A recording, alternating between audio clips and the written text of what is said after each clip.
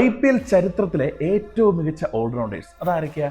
IPL ഹിസ്റ്ററിയിലെ top 5 ഓൾറൗണ്ടേഴ്സിനെ നമ്മൾ നോക്കാൻ വേണ്ടിയിട്ടുമാണ്. ഇപ്പൊ നിങ്ങളുടെ മനസ്സിൽ കുറച്ച് മുഖങ്ങൾ വന്നില്ലേ? അത് ഏതെങ്കിലും മിസ് ചെയ്യുകയാണെങ്കിൽ ഉറപ്പായിട്ട് കമന്റ് ചെയ്യാൻ വേണ്ടിയിട്ട് മറക്കണ്ട. അപ്പൊ ടോപ്പ് 5ലേക്ക് പോവാം. Number 5 Dwayne Bravo. ഡെത്ത് ഓവറുകളിലെ സ്ലോ ബോളുകളും യോർക്കറുകളും ചെന്നൈ ഫാൻസ് ഇപ്പൊ നന്നായിട്ട് മിസ് ചെയ്യുന്നുണ്ടാവും. അതുപോലെ ചില സമയത്തെ രസകരമായിട്ടുള്ള കുറച്ച് ഇന്നിങ്സുകളും. 2013-15 വർഷങ്ങളിൽ IPL purple cap holder, IPL ചരിത്രത്തിൽ ആദ്യമായി 1000 റൺസും 100 വിക്കറ്റും നേടുന്ന താരം.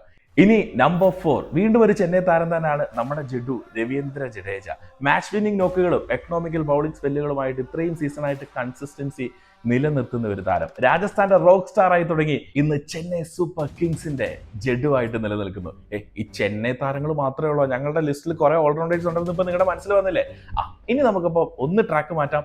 Number 3 Russell. ബാറ്റിംഗിലെ വെടിക്കെട്ടും ബൗളിംഗിലെ വിക്കറ്റ് ടേക്കിംഗ് അബിലിറ്റിയുമുള്ള ഒരു സൂപ്പർ ട്യൂപ്പർ താരം. ഇനി കൊൽക്കത്തയുടെ ഈ ഒരു മുത്തിൽ നിന്ന്, തീപ്പൊരിയിൽ നിന്ന് നേരെ പോകാൻ വേണ്ടിയിട്ട് പോകുന്നത് നമ്പർ 2 ഷെയ്ൻ വാട്സൺ. 2008 രാജസ്ഥാൻ റോയൽസിന്റെ തുറപ്പ് ചീട്ടായിട്ടുള്ള താരമാണ്. രാജസ്ഥാൻ റോയൽസിൽ നിന്ന് പിന്നീട് ചെന്നൈ സൂപ്പർ കിങ്സിനും ഏറ്റവും പ്രധാന സാന്നിധ്യമായി മാറിയിട്ടുള്ള താരം. പല ടീമുകളുടെ ഭാഗമായിട്ടുണ്ടെങ്കിലും RRന് വേണ്ടിയിട്ടും ചെന്നൈക്ക് വേണ്ടിയിട്ടും ഒരിക്കലും ആരാധകർ മറക്കാൻ ഇടയില്ലാത്ത ഓൾറൗണ്ടർ ഷെയ്ൻ വാട്സൺ.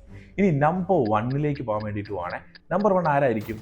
ഏത് ടഫ് സിറ്റുവേഷനിൽ നിന്നും ടീമിനെ കരകയറ്റാൻ ടീമിനൊപ്പം ചേർന്ന് നിൽക്കുന്ന ഒരൊറ്റ പേര്. എതിരാളികളെ പൊളിക്കാൻ ഈ ഒരാൾ ധാരാളമായിരുന്നു മുംബൈ ഇന്ത്യൻസിന്. സാക്ഷാൽ പൊള്ളാഡ്. പൊള്ളാഡിനെ മിസ് ചെയ്ത മുംബൈ ഇന്ത്യൻസ് ഫാൻസ് ഉണ്ടാവില്ല.